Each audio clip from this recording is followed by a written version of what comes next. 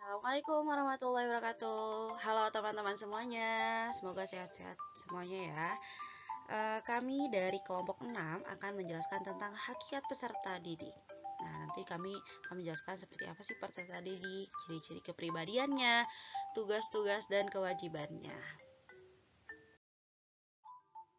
Sebelumnya, perkenalkan, kami dari kelompok 6 yang beranggotakan 3 orang, yaitu Nur Azmila, Rati Rahayu, dan saya sendiri, Istari Salma Marjan, selaku moderator. Baik, untuk mempersingkat waktu, langsung saja saya akan menjelaskan tentang pengertian peserta didik. Pengertian peserta didik dikutip dari buku Filsafat Pendidikan halaman 191.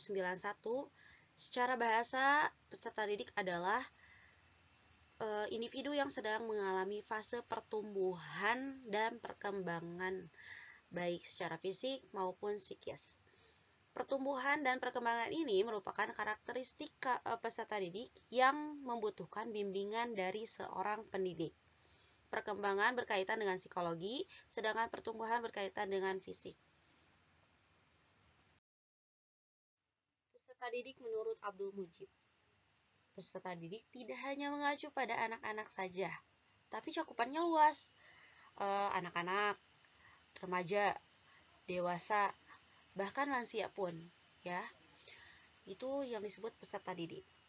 Dan peserta didik tidak hanya ada di pendidikan formal saja, seperti sekolah, madrasah, dan lain sebagainya, tetapi peserta didik juga ada di pendidikan non formal, yaitu pendidikan yang ada di masyarakat, majelis taklim, dan lembaga-lembaga kemasyarakatan lainnya. Peserta didik menurut Ahmad Tafsir didefinisikan sebagai murid, bukan pelajar. Jadi peserta didik sama kayak definisinya sama kayak murid, berarti cakupannya luas ya, sama kayak tadi pendapat Abdul Mujib.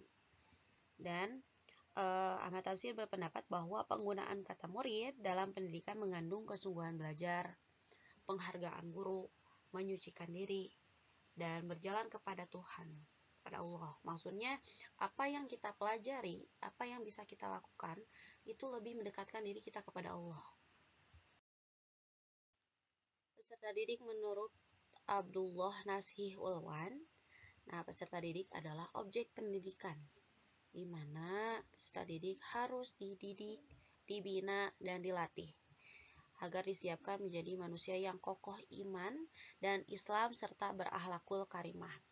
Dalam hal ini, peserta didik perlu disiapkan sedemikian rupa agar tidak mengalami banyak hambatan dalam menerima ajaran tauhid dan nilai-nilai kemuliaan lainnya. Nah, jadi dari ketiga pendapat tadi ya, Abdul Mujib, Ahmad Tafsir, dan Abdullah Nashih Uswah, bahwa pendidikan adalah manusia yang berjenis kelamin laki-laki ataupun perempuan, baik itu dari anak-anak sampai dewasa, yang sedang mengalami fase perkembangan baik dari fisik maupun psikis, dan proses yang dilakukan dengan cara dididik, dibina, dan dilatih untuk menjadi makhluk yang taat kepada Allah melalui pendidikan Islam. Jadi, hakikat peserta didik adalah orang yang memerlukan pengetahuan, ilmu, bimbingan, dan pengarahan. Kan Islam berpandangan bahwa ilmu itu berasal dari siapa? Dari Allah, ya kan? Nah, berarti konsekuensinya peserta didik itu harus mendekatkan diri kepada Allah, karena ia sedang mengharapkan ilmu yang merupakan anugerah dari Allah. Terus, peserta didik juga harus menghiasi dirinya dengan akhlak yang disukai Allah dan berusaha menjauhi apa-apa yang Allah larang. Itu ya, jadi hakikat peserta didik. Selanjutnya, tentang sifat dan kepribadian peserta didik akan dijelaskan oleh Terati.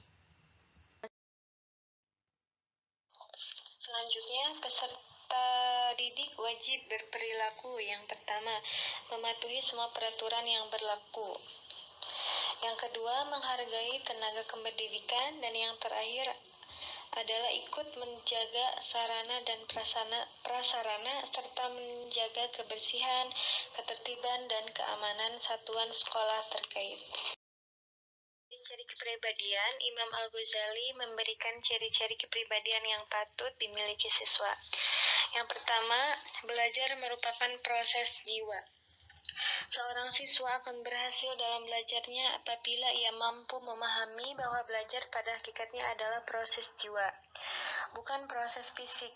Dari sinilah Al-Ghazali menyarankan agar murid atau peserta didik sebagai langkah pertama dalam belajarnya mensucikan jiwa dari perilaku buruk, sifat-sifat tercela, dan budi pekerti yang rendah.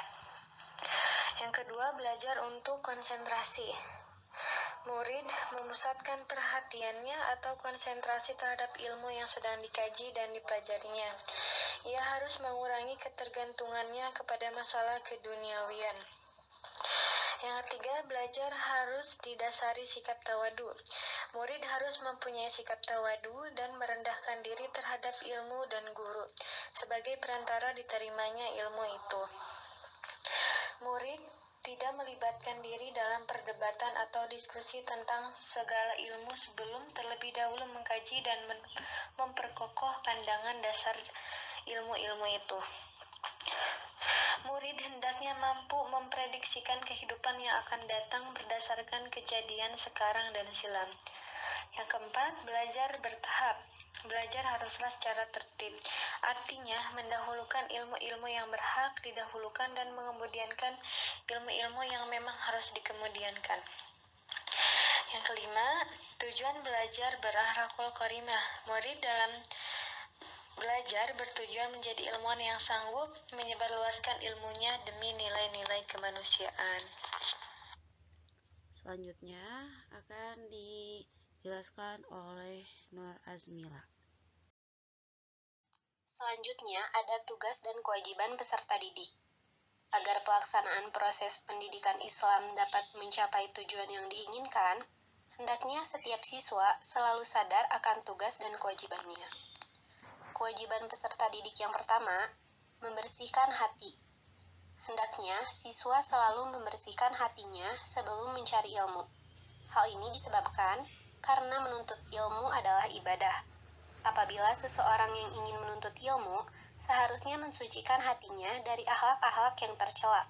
Karena salah satu tujuan seorang pelajar membersihkan diri dari penyakit hati adalah untuk menyiapkan dirinya dalam menerima, menghafalkan, dan memahami materi yang ada ketika menuntut ilmu. Yang kedua, menghiasi ruh agar takwa. Tujuan pembelajaran hendaknya ditujukan untuk menghiasi ruh dengan berbagai keutamaan untuk mendekatkan diri kepada Allah.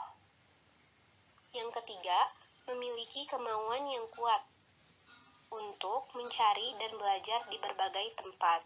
Yang keempat, menghormati guru. Setiap siswa wajib menghormati gurunya, karena guru juga merupakan orang tua kita di sekolah yang mendidik kita menjadi manusia yang beriman, berakhlak, dan bertanggung jawab. Oleh karena itu, kita wajib menghormati guru sebagai bentuk penghargaan dan bakti kepada mereka. Dan yang terakhir, bersungguh-sungguh dalam belajar. Siswa hendaknya belajar dengan sungguh-sungguh dan gigih dalam menuntut ilmu.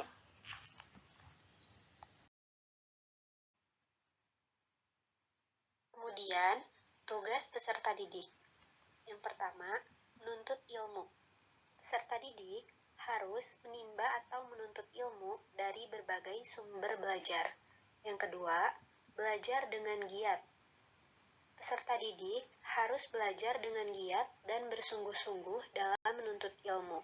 Yang ketiga, memperbaiki diri secara terus-menerus dengan cara menanamkan dan mengamalkan akhlak mulia dalam diri. Oke teman-teman, kesimpulannya jadi bahwa peserta didik itu mencakup anak-anak dan orang dewasa, dan bukan hanya di pendidikan formal saja tapi juga di pendidikan non formal ya, yang tadi sudah dijelaskan di awal. Kemudian bukan hanya sebagai objek pendidikan tapi juga sebagai subjek pendidikan agar dapat menyelesaikan masalahnya sendiri. Kemudian peserta didik juga karena punya sifat dan karakter yang ingin berkembang dan rasa ingin tahu yang sangat tinggi, sehingga harus dibimbing dan diarahkan secara konsisten agar mencapai potensinya, di mana potensinya ini untuk lebih mendekatkan diri kepada Allah juga ya. Dan peserta didik juga harus menjalankan tugas dan kewajibannya yang dapat mendekatkan diri kepada Allah. Alhamdulillah, presentasi sudah selesai. Terima kasih teman-teman sudah mendengarkan dari awal sampai akhir presentasi ini. Dan jika ada pertanyaan, silahkan tulis di kolom komentar di bawah ini ya. Kami dari kelompok 6 mohon maaf atas segala kesalahan dan kekurangan. Saya Isari Salam Marjan dan rekan-rekan saya Nur Azmila dan Rati Rahayu izin mengundurkan diri.